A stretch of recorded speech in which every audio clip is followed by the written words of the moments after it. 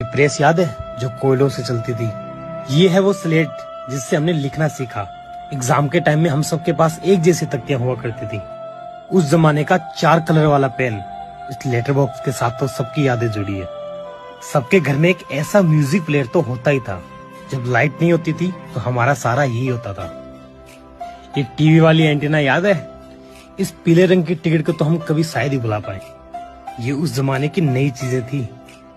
और ये गुलेल तो हम खुद अपने हाथों से बनाया करते थे। जिसके पास ये खजाना होता वो उस टाइम का म्यूजिक लवर होता। याद है उस टाइम ये 1 रुपए में 4 आती थी। याद है इस पे रात को हम ताला लगाते थे।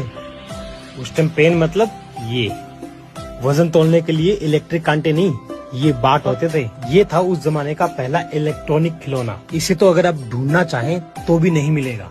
ये कोलगेट वाला पाउडर याद है जिससे दांत साफ करते थे? ये डालडा वाले डब्बे तो सबको याद होंगे। और ये था हम